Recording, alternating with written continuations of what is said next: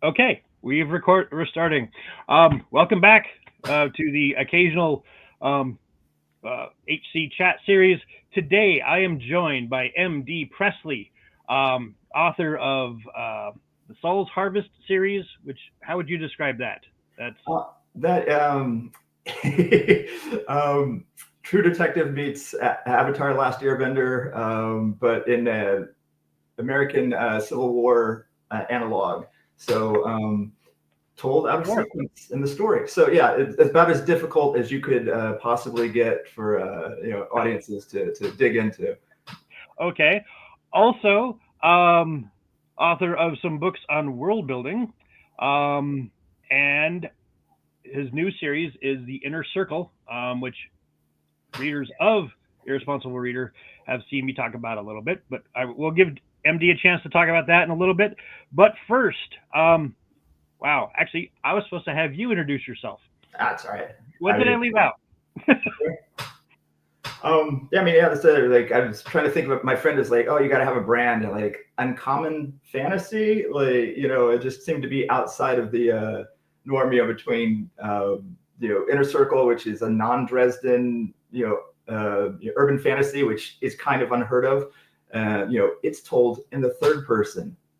Find me another book that does that, and then then like, oh, nonfiction world building. Yeah, a lot of fantasy authors are like, I got to get into that. And then yeah, American Civil War analog, with it's anyway. So uncommon fantasy, that's what I'm going with as my brand. Okay, alrighty. And today we are. Oh, I forgot to type up a banner. You just have to pay attention, folks. We are going to be talking about Laurel K. Hamilton. Um, I asked MD who we should talk about, and that was his pick, which is good. Um, I know next to nothing about Hamilton, so MD is going to tell me what I've missed and why I should give her and Anita Blake a chance. um Does she write anything besides Anita Blake? Sorry.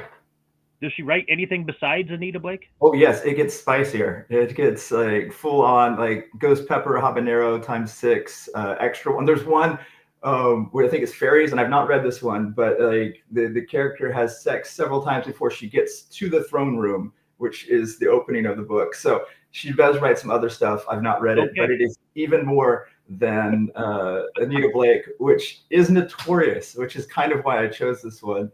sure. But before digging, I'm just going to buy Matt. It's just easier than Okay, initials. I decided I was going to, when I knew nothing about publishing, I was like, oh, I'm going to go buy initials so I'll have privacy. And then they're like, well, no one cared, so privacy would be damned. okay, Anyways, it's Matt. Though I like saying MD because then I sound like a doctor. But right. anyways, but so yeah, Laura K. Hamilton is just kind of notorious. And if you go to like any urban fantasy, like I spend a lot of time on Reddit, urban fantasy, and that kind of thing, and everyone's like, "Oh yeah, I like the books," until it became, an orgy of everything, and it's interesting because yes, it definitely did. It's it gets beyond spicy. It's full on orgy, and but it didn't start out that way, and I think it has a lot of influence on the genre of urban fantasy that is not acknowledged, and I think we need to do that because it deserves it. And so if you don't know, Laura K. Hamilton started the Anita Blake series in '93. So that's when the first books came out. It's not the first urban fantasy, but it predated Dresden by 7 years. In fact, it had gone off the cliff or jumped the shark by the time Dresden had its first book out. And there's a little more to that we'll get into it. But like, sorry, stop me if I will talk for forever if unless you. Okay, all right. Feel free to stop me because I nerd hard and yeah, quickly. So anyways, so like the Laura K. Hamilton put out this book, kind of bog standard. It sounds bog standard. Nita Blake is a necromancer, and she is in Kansas City, and she is high, and there's no masquerade in this, so that is a little different than most urban fantasy. but and she's, I think, hired by the police or something, and like brought in to reanimate people, usually to like find out who murdered them, and that starts her on this like long 10-book series of vampires and werewolves, and eventually boning, a lot of boning. But but for the first 4 or 5 books, it was detective solving crimes. Each book is a new crime. We meet new characters. They show up. They continue on throughout, and it becomes a harem, but a reverse harem. But still, and and the story goes that when Butcher was Butcher, right? That is Dresden. Yeah. Yeah. So like when he, from being a Missouri native, was like, oh, well, I'm just going to set it in Kansas City. And they're like, yeah, you can't do that. Like, and there's supposedly an interview he did with Sanderson where he says this, and I, having been into the Dresden subreddit, I have spent time there now, and now you don't have to. But so anyway, so it's interesting. So she has an influence, even though he draws most of his influence from Garrett P.I. and that kind of thing. He states it. She still had an influence on Dresden, Sure. and is the same setup as Dresden. And the reason that was kind of drawn to her is like, I liked urban fantasy, but I came to it in the 90s from Constantine and Sandman and all the comics from the Vertigo's, Invisibles, Preacher, that kind of thing. So Anita Blake was always my airport buy. And whenever I was traveling somewhere, I could go into the bookstore there, because this is obviously before Kindles, and just find one. Didn't matter where I was in the series. It did matter later, but you could just buy one. They were always there. Remember also that the fantasy section was yay big in the airport, and it was also sci-fi fantasy. So she was an easy airport buy, and it was fun, popcorn, forgettable. It wasn't forgettable because I'm thinking about it 20 something years later. But, and it was new when it came out, like, detective having to deal with vampires and werewolves is, yes, and because that is every urban fantasy.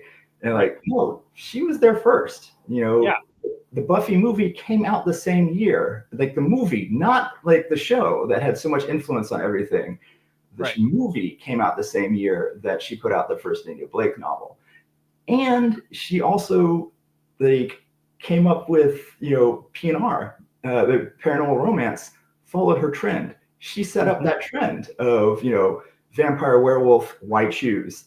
Twilight, I think, is influenced by her. Even if the Twilight author might not have read her stuff, she is still following the path that Anita Blake laid down. Right. Like, romantasy is stuff that Anita Blake did 20 years prior. Reverse harem, white shoes, like these are all terms that as an author because they're invading everything we do.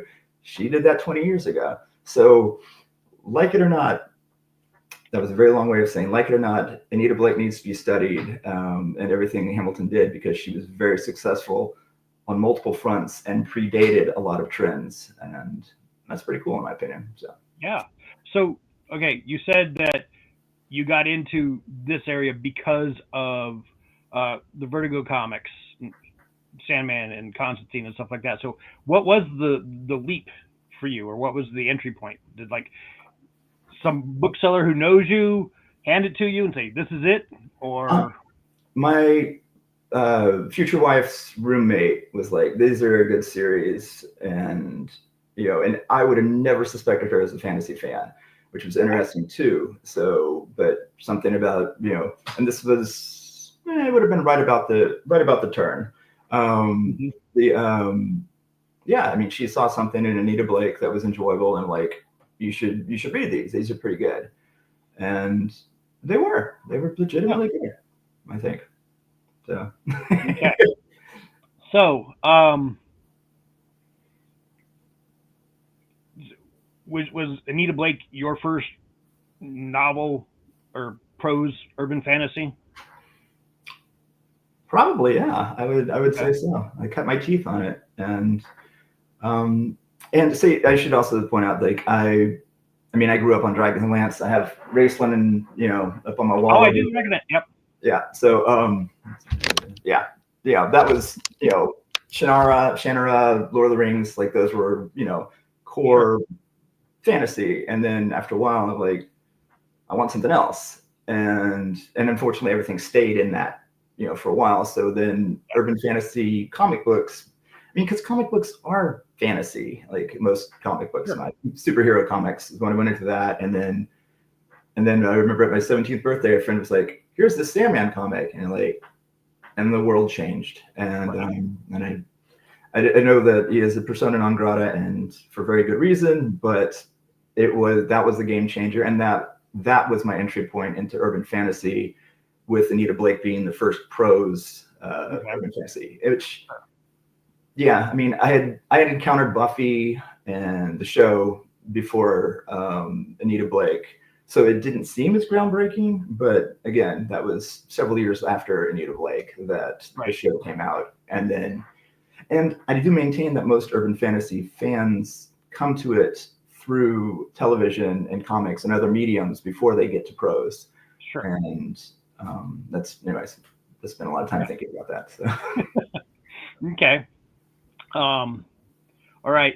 So, do you remember, um, below these many years, was it her style? Was it the voice? Was it the world? Do you remember what it was that made you go, yes? Partially, it was the only game in town. I Okay. mean, there were probably two or three Dresden books out at the time. I mean, he was a name. I definitely knew him, but you could do that, or you could go to the 8 book series, or I guess that was, yeah, probably close to 10 books by that point where I kind of found it. Mm-hmm. And so it partially was the only game in town. Also, they were good. Like they were legit good by standards. I mean, I love urban fantasy, but it's not literature.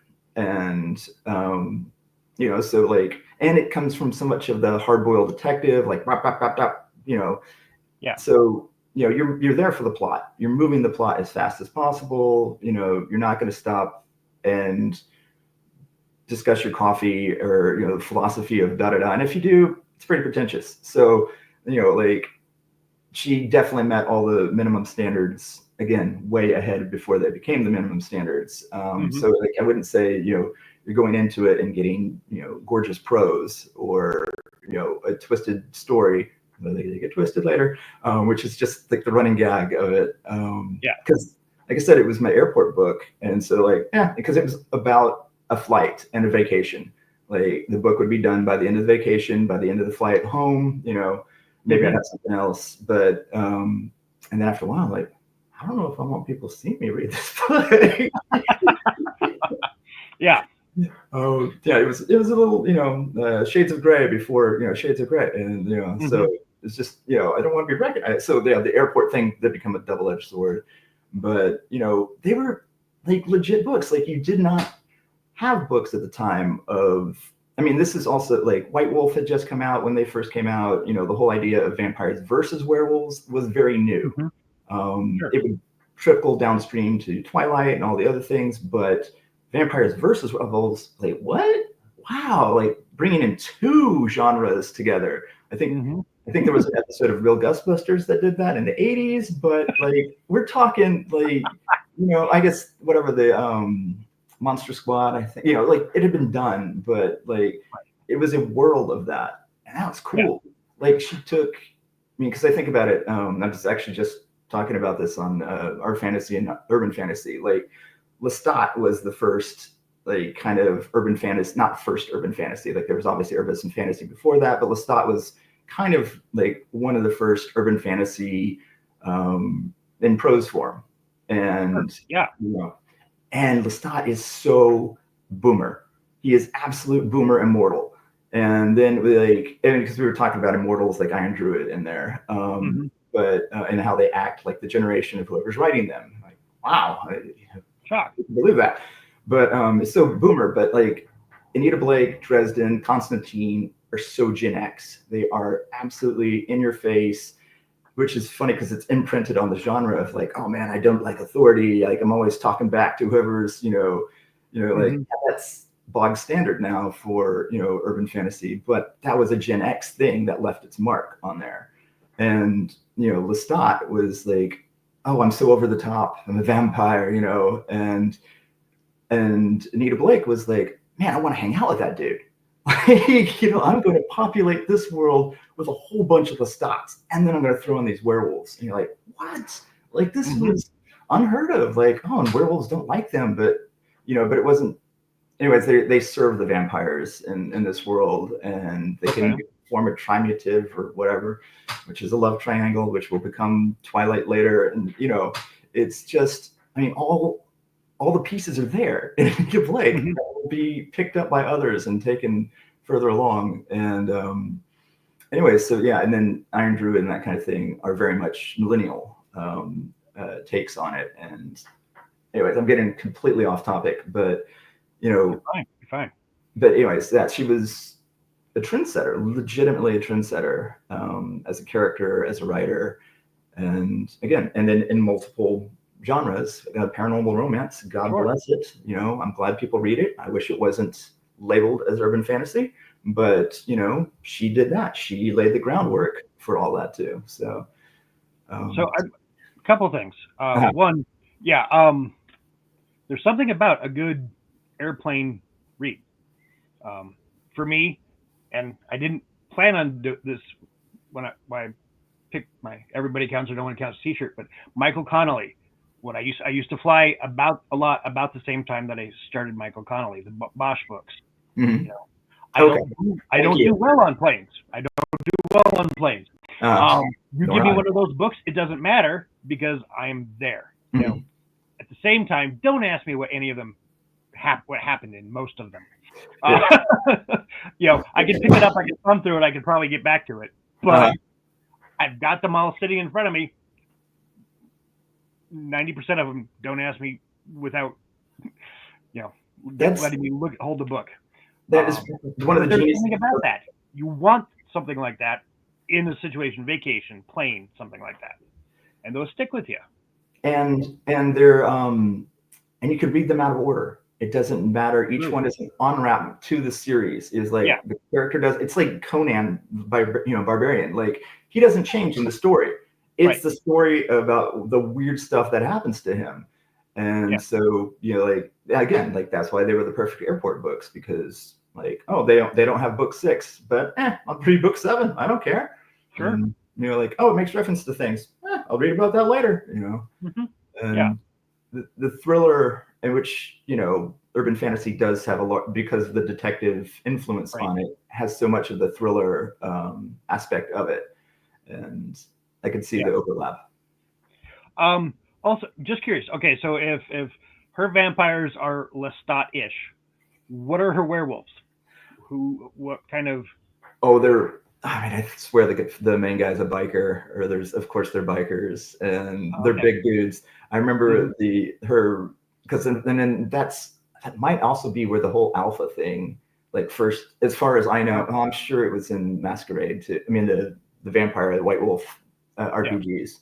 I'm sure it was in that too, because anyways, but he was like the alpha of the pack, and he has several people who are after, like not after him, but I don't remember their introduction, but they're big physical dudes and women, like, which, I mean, Dresden played with that a little bit with like, they were all nerds who became vampires. I mean, became werewolves and then became buff, but the physicality of a werewolf versus the mental charm of the vampire, like, makes sense. I get it. Sure. Yeah. And so that Faith Hunter's Jane Yellowrock, all the werewolves there are basically biker gangs. Not some of the other were types, but the werewolves are all. She's not the first, but Hamilton also brought in the were tigers and the were leopards and the were blah blah blah, were bears, and like, which was, again, I mean, I'd seen it in RPGs before, but it was the first time I'd encountered it in a book. Sure. Yeah. Okay. Alrighty. Okay, you've referenced the turn. Is this because of is this like a serial thing, and at a certain point the story goes away, or is that just in the spice level? Um, at first, I mean, like, you're reading it like, okay, yeah, there's some stuff going on here, and then like, oh no, they're banging, like, but still part of the story. Like, it's all Hmm. about getting your marks and belonging to the person or creature, and then bringing them together, and like, okay. And then I remember there was maybe it's the seventh book or something, whatever one. It's one of the leopard dudes, and they're like, man, this is just 50 pages of just banging here, and like, and at the end, it was like, because I did make it to the end, and this was one of those that like I had my hand over it as I was reading, at that point, and they're like, oh, then like the last chapter, like, oh yeah, and then they got back to the plot, and like, and then so and so did it, and you're like, and that was the end for me, Sure. of like you are no like you can have spice like Game of Thrones, like, you can throw in the stuff as long as it's character, moves the plot, world building, like it could be a lot of Okay. things, Yeah. but then it's just gratuitous. If it's there for the sake of that, then yeah, I've lost my interest, like, Sure. Yeah. yeah. And it devolved into that, and it had been flirting with that before, Hmm. but then there was just one book, and it was about the leopard. I remember that, and like, yeah, we don't care about the plot anymore. It is just an excuse to get from bang to bang to bang, and Hmm. which will go on for multiple chapters. And like, that is, Wow. I've spent Okay. longer on this than I have in my own. So Okay. Alrighty. Um.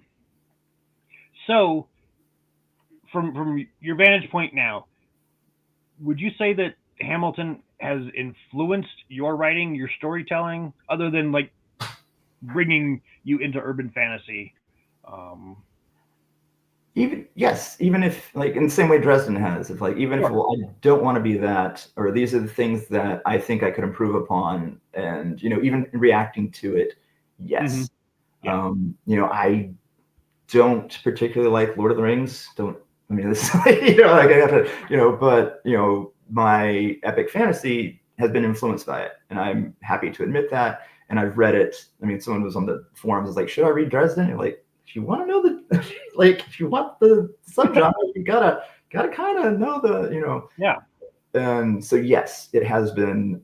Even if it's like, for my newest series is like, I don't want creatures in it. I'm tired of vampires, werewolves, and fairies, and Okay. and it's partially because Dresden, and prior to that, Enid Blake, and like it's passe now, So Hmm. I am definitely influenced by it, even by not wanting to be it. I mean, I wouldn't. I mean, I would say that's in some ways the.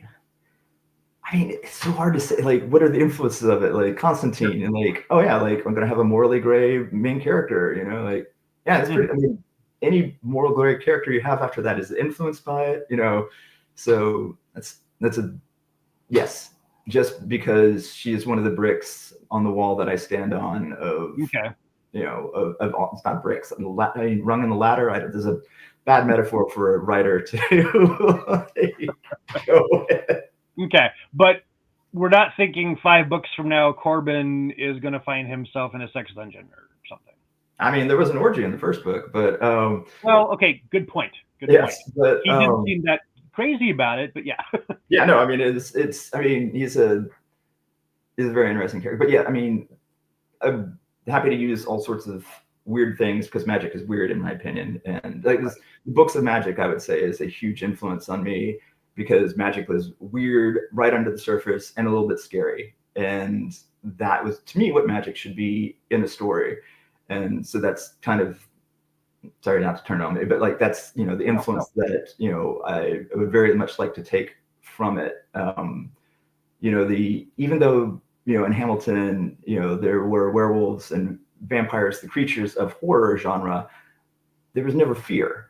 It was a thriller, Hmm. detective story that just happened to have supernatural creatures in it. And I would like to be more magic. I'd be like to be more fantasy with a bit of horror to it, and more uncanny valley kind of horror of like, this is weird, like, Okay. you Yeah. know, um, and I'm trying to think what was it. brand new cherry flavor. That was the one I was watching. It was like, I want to take this but reverse it because that's mostly horror with a little bit of fantasy. And I was like, I want mostly fantasy with a little bit of a little scare in it. Okay. But yeah, I mean, yeah. Sorry, I just went on a tangent there. You're good. You're good. So now put on your worldview or world building. Excuse me, world building helmet. How is her world building? I mean, is it a good consistent thing? Is it one of those things that's constantly evolving, or did she come out and she had the universe pretty well set? And It was interesting because, and I've talked about this. So again, I have a strong focus on world building, so I will not. I will do the 3 or 4 minute version of this, not the hour and a half version of it that I have just loaded here, ready to launch. But her world building is really interesting because she doesn't start with Masquerade, which is like du jour now. mm-hmm. But some of the earlier ones, like the whatever became the Sookie Stackhouse books, they are predicated on the break with the break with our time period with the Masquerade being shattered. And Sure. so she's like, oh yeah, the Masquerade ended a while ago. Everyone knows about vampires and werewolves. So let's look at the society and how society has changed. And like, oh, there's going to, not new laws, but new committees, and the werewolves do this other thing to kind of,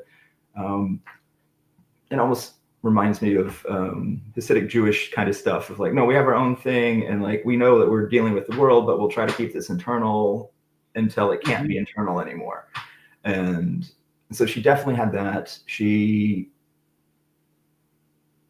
as I remember, like looked at it like, oh no, we have were-creature rights because the were-creatures do these things to each other and we don't accept that. So there is some tension between that. And I appreciate that.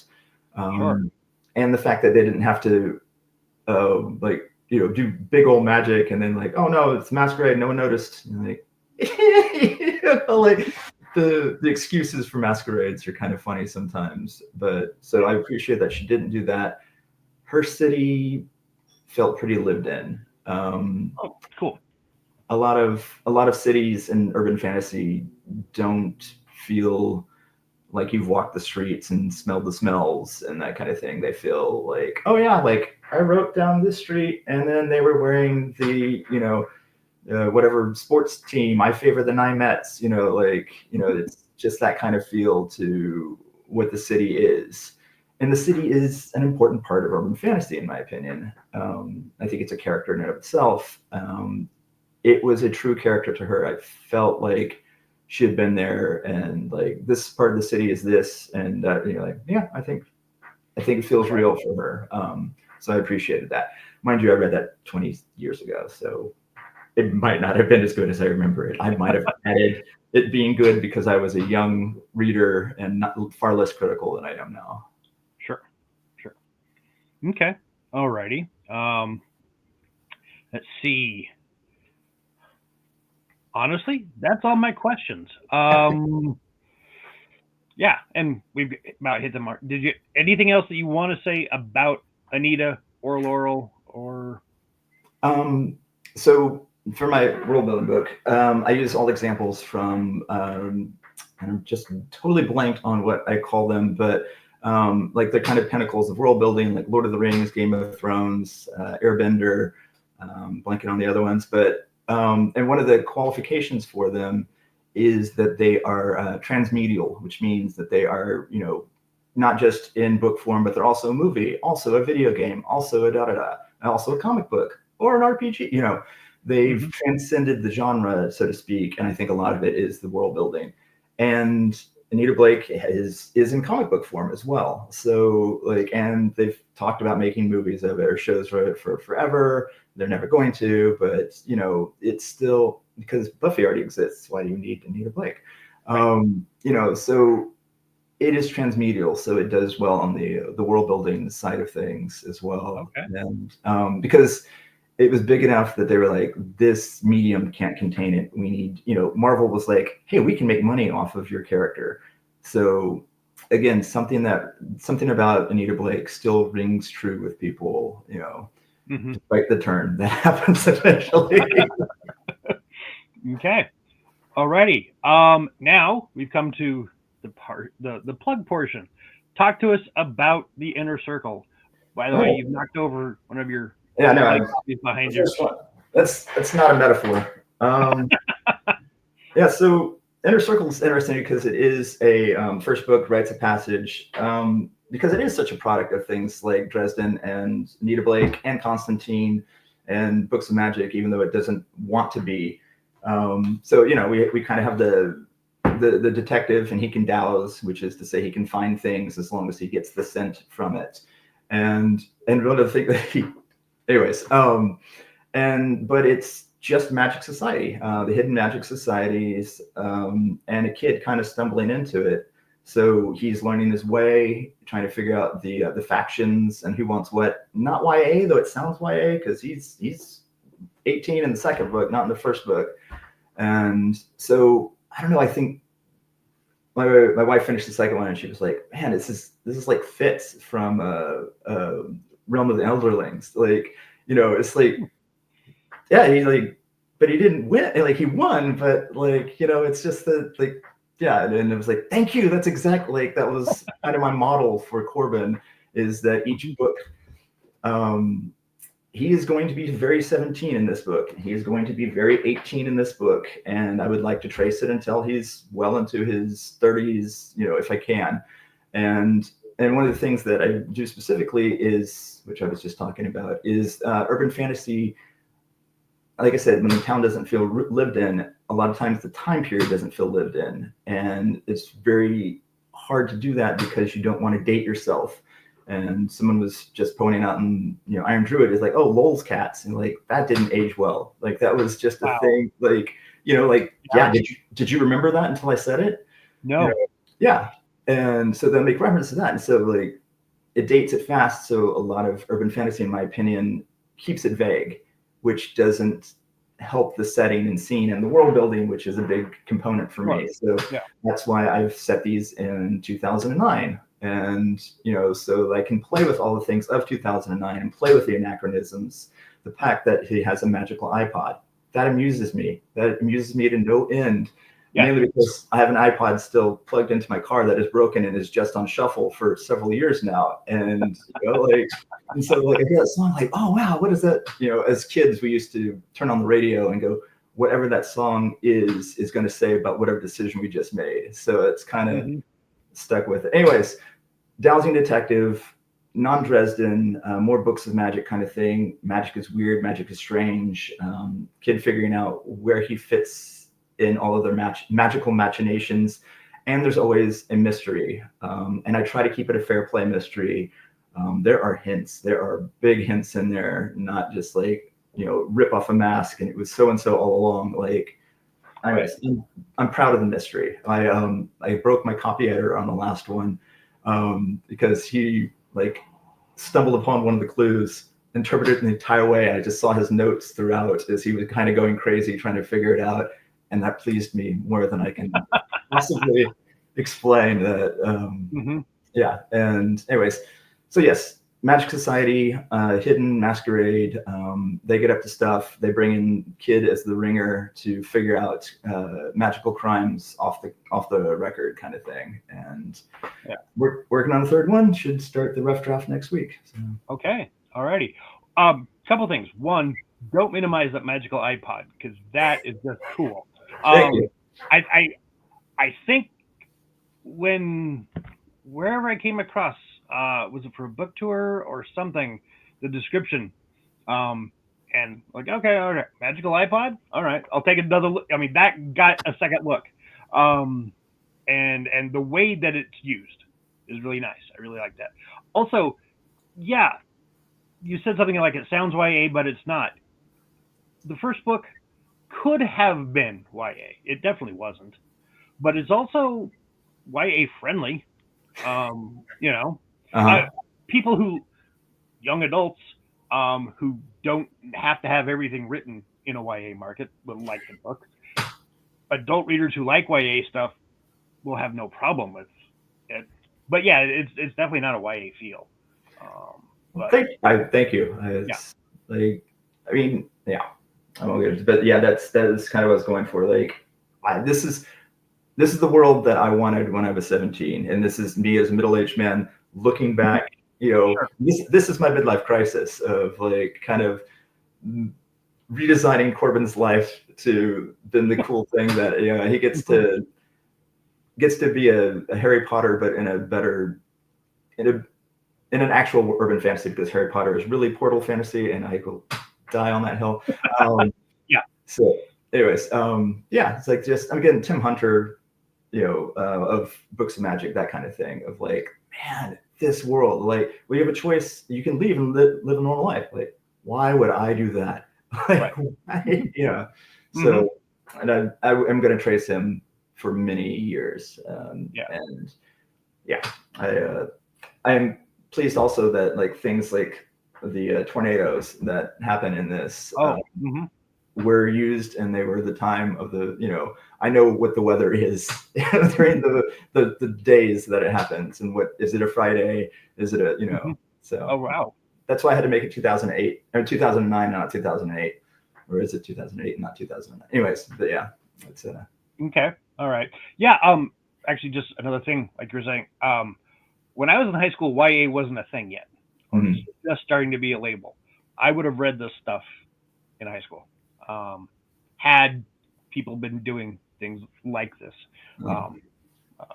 Yeah, for sure. Okay. So I think we've covered everything. Anything else you want to say? No, thank you for having me on. Wait a second. If you're just starting to rough draft, have you been like plotting or planning or something? I mean, it's been a while since you has come. Oh, hi. Okay. Yeah. Yeah. So you've been working on book 3. You just haven't started. No, I come from a screenwriting background, so everything is beat out. Like, this chapter is going to have these beats, da da da da da, and that's when I figure things out. And because it's mystery and a fair play mystery of like, you got to figure out where your clues are. Yeah, I've been working with an author that was like working on mystery. Like, these are the things for your mystery, and you find out what the villain is doing first. Like, your characters are reacting to the villain, who will then react to the characters, but you need to know the villain's plan from the get-go if you're going to do a mystery. And there were some hard-learned things, because I did some rewrites that I was not pleased on. Anyways, I have to plot it all out. And if I don't, so this is the discovery phase for me, and that makes it much easier. This is the hotel right here. This is where book 3 is going to be taking place. Okay. All right. So how long? We're definitely off topic now, but oh well. So how long will the drafting take? With all drafting, it's it's a process, because it's, there's so much of it thinking of like, well, this needs to happen. You're like, well, how does this character do it? And you spend so much time getting into the character's head. Like, I sometimes take Myers-Briggs personality tests as the character to get a better fix on them.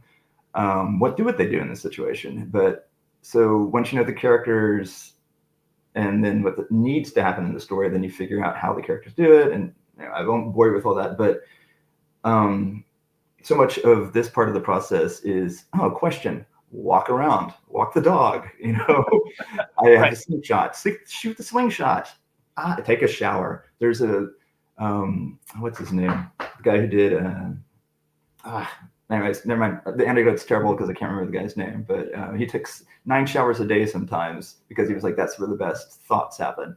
Like, I get that. I totally get that. I had a professor who talked about if you didn't know what to do on your paper, take a nap. Yeah. And you'll wake up and you'll have the plan. The Coen brothers actually have naps built into their day. So it's like, of the creative process. Like, they'd be like, work in the morning, nap. All right, now that we have the solution, now we can do the exactly. Yeah. Okay. All right. Well, thank you for your time, sir. And I do really appreciate it. And like learning a little bit more about Anita Blake. Because this is now like 95% what I know about her. So I appreciate that. They're better than I made it sound. I mean, like, if it wasn't for how they end, it's like, if you didn't stick the ending, like, if the ending had just even been mediocre, it'd been like, actually, I don't know. I think they're still going the series. Oh So wow. Okay. yeah. Anyways, well, thank you for having me on. I really appreciate this. It's been Okay. an absolute blast. Thank you Oh good. for Good. being a target for me to just throw words as fast as I possibly can at you. All right. Okay. Well, thanks a lot, and ended. Okay, we're ended.